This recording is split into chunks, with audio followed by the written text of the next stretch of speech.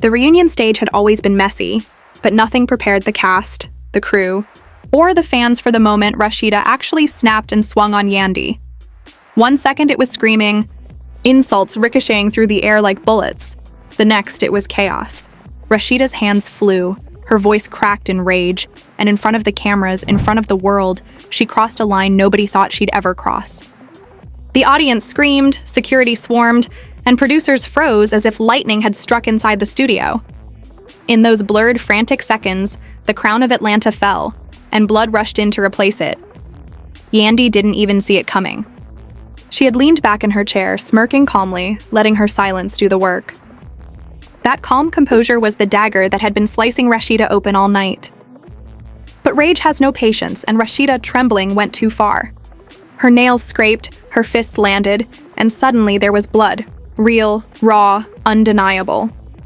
The gasps from the audience weren't just shock. They were horror. This wasn't Love and Hip Hop scripted chaos. This was something darker, something dangerous. As security dragged Rasheeda back, her arms flailing, her voice cracked with fury, screaming, "She deserved it! She had it coming!" The cameras zoomed in on Yandy, now clutching her face, her body trembling. The silence in the room was suffocating. Even Carly Red, usually the first to laugh at drama, covered her mouth, whispering, "Oh my God, this is too much." Erica Mena had tears in her eyes, screaming at the producers, "Shut this down, she's hurt." The producers didn't know what to do.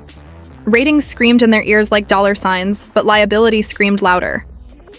They rushed toward Yandy, begging her to sit still, begging security to clear the set. Somewhere in the chaos, someone called for an ambulance. Sirens were already blaring in the distance. When the paramedics entered, the cameras kept rolling. They always did. Reality TV feeds on blood, and now they had it. Yandy, pale but still composed, whispered through clenched teeth, I'm fine, but her body told a different story. Her hands shook, her lips quivered, her eyes blinked too slow. Fans watching from leaked live feeds were already panicking. Twitter exploded within minutes. Pray for Yandy started trending worldwide before she was even lifted onto the stretcher. Rasheeda, restrained but still screaming, tried to flip the narrative. She's faking. She ain't hurt. Don't let her play, y'all. But her words bounced off the silence like stones sinking in water. The image of Yandy being rolled out of the reunion set, her face swollen, her body strapped down, was burned into memory forever. Fans didn't see acting. They saw a woman hospitalized because her opponent couldn't handle the truth. Backstage, the cast was unraveling. Scrappy paced back and forth, muttering, "This gone too far, man. This ain't TV no more." Erica Mena pulled out her phone, already live on Instagram, tears streaming down her face as she said, "They let it go too far, y'all. They let her get hurt for ratings. This ain't entertainment, this is real life." Carly whispered to producers that this could end the franchise. But producers knew better. They weren't watching the end. They were watching rebirth. Messy, bloody, scandalous rebirth that would make headlines worldwide.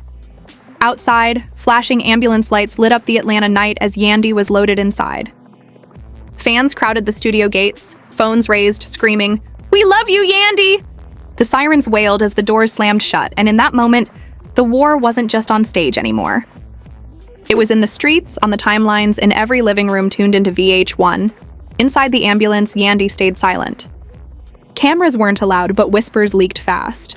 A medic claimed she kept whispering one line under her breath. Respect lasts longer than ratings. That leak spread online like wildfire. Fans turned it into captions, tattoos, TikTok edits. Her pain became her crown.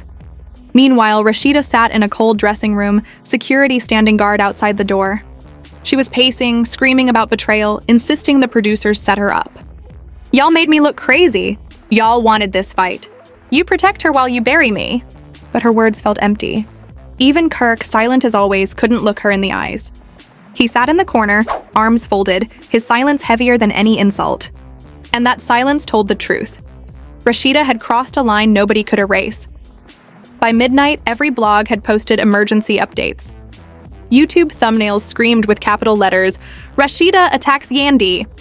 DNA drag turns violent." Instagram feeds filled with edits of Rasheeda's trembling rage spliced against Yandy being wheeled out. TikTok turned her stretcher moment into a meme of survival. And Twitter was ruthless. Hashtags exploded. Rasheeda is over trended with clown emojis, while To Pray for Yandy climbed into global charts. VH1 tried to release a statement, calling it an unfortunate incident and promising the episode would address the situation responsibly. But the fans weren't buying it. They dragged the network for letting it go that far, for not stopping the chaos when they saw it building. Erica Mena doubled down in her live, screaming into the camera, "They wanted this, y'all. They wanted blood for views. They got it." And now Yandy's in the hospital. The hospital lobby was flooded with paparazzi by dawn. Fans lit candles outside, some holding signs that read, "Justice for Yandy." Inside, her family demanded privacy, while producers begged for footage. They wanted every second documented. They wanted the blood turned into ratings gold. But Yandy, even strapped to a hospital bed, still held the power. She refused cameras. She refused to let her pain be spun. And that refusal made her even more powerful. In the waiting room, whispers spread. Some said Yandy had a concussion.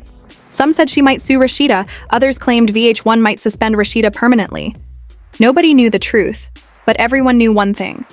The reunion had gone too far, and nothing would ever be the same again. Rasheeda, isolated in her hotel room, scrolled through comments on her phone. Every post was flooded with clown emojis, fans screaming, "You ended your career tonight." She threw the phone across the room, screamed until her voice cracked, then collapsed in tears.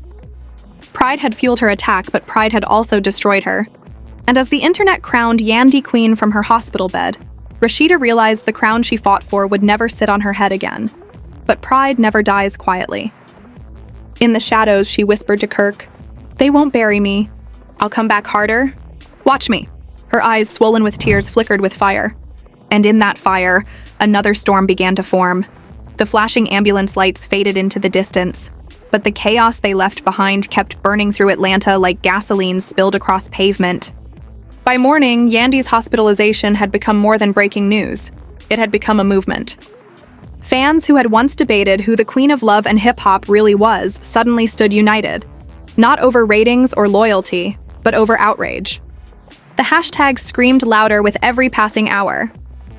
Pray for Yandy at #1 worldwide. Rasheeda is cancelled, climbing behind it, and a new one born out of fury. Protect Black women on set. The reunion that was supposed to showcase closure had turned into an indictment of the entire franchise. In the hospital, cameras weren't allowed, but that didn't stop the leaks. A grainy cell phone shot surfaced of Yandy lying in a hospital bed, IV dripping, face partially swollen.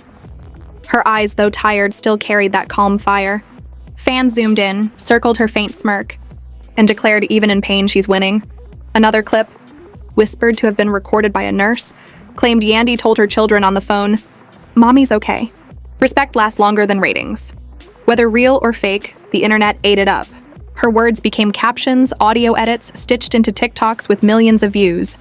From that bed, without lifting a finger, Yandy had shifted the power of the entire show. Meanwhile, Rasheeda was drowning. Her PR team urged silence, but her pride refused. She went live on Instagram less than 12 hours after the attack, pacing in her hotel suite, ranting into the camera, "Don't let them fool y'all. She ain't hurt. She's playing victim for sympathy. Yandy been coming for me, been disrespecting my family, and when I defend myself suddenly, I'm the villain? Nah, I won't let y'all paint me like that." But the comments weren't clapping. They were laughing. Flooded with clown emojis, hashtags mocking her meltdown, and one line repeated endlessly, "Queens don't beg for crowns." Even cast members were choosing sides, and their voices only made the divide deeper. Erica Mena, fiery as always, took to Instagram Live again, her voice raw with emotion. This isn't entertainment anymore. This is a woman in a hospital because another woman couldn't control herself. "Rasheeda, you done, period. Ain't no excuse." Carly Red, ever the opportunist, played both sides, posting a cryptic story with the caption, "This reunion changed everything. Receipts coming soon." Her vagueness only fueled speculation, and then came Scrappy, usually the joker of every situation, this time serious.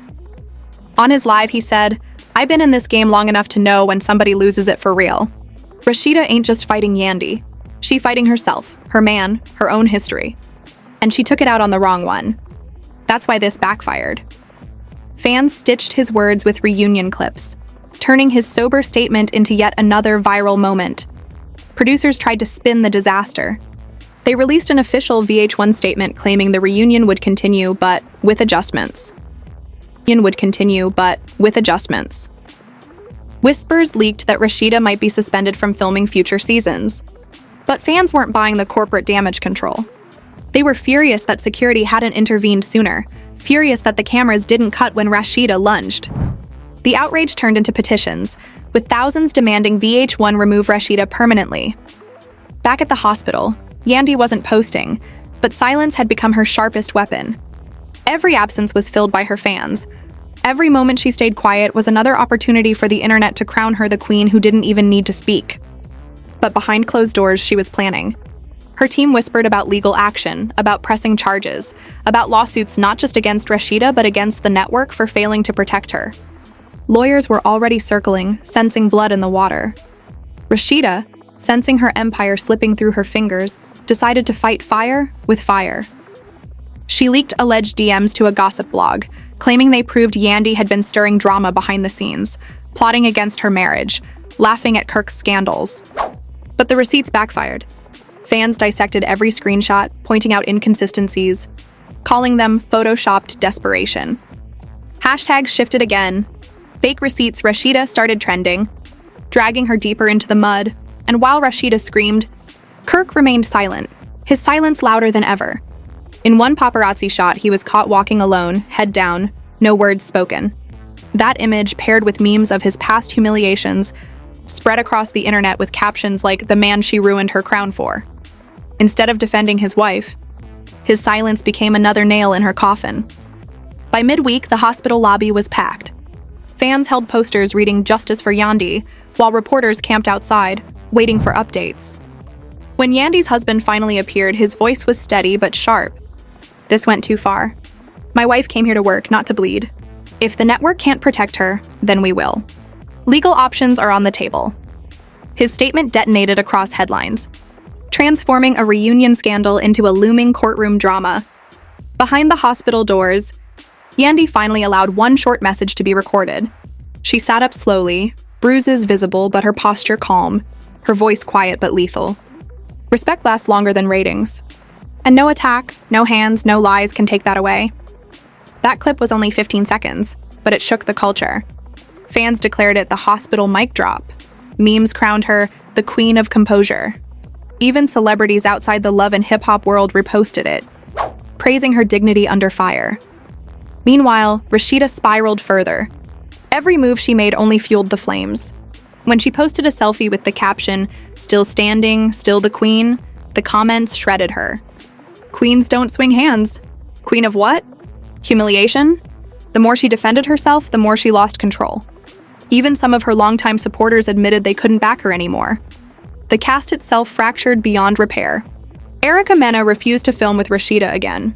Carly teased that she had behind-the-scenes footage of the fight, threatening to release it if VH1 didn't air it uncut. Scrappy hinted that other cast members were ready to expose how producers manipulated the reunion into a setup.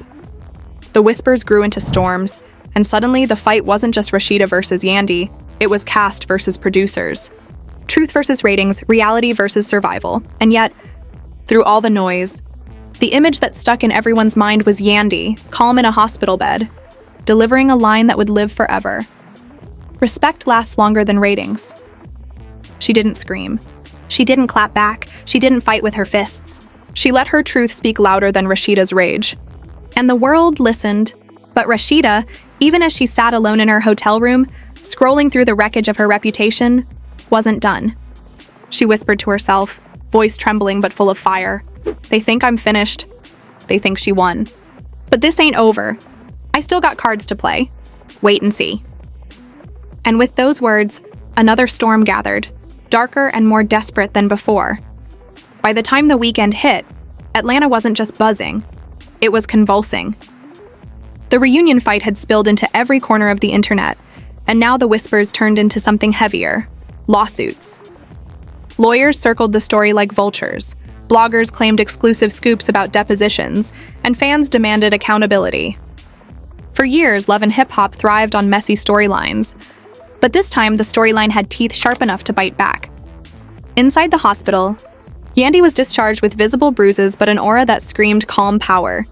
Paparazzi flashes lit up the night as she stepped into a waiting SUV, her head held high, her silence louder than any caption. That image alone went viral. Yandy walks out stronger than she walked in.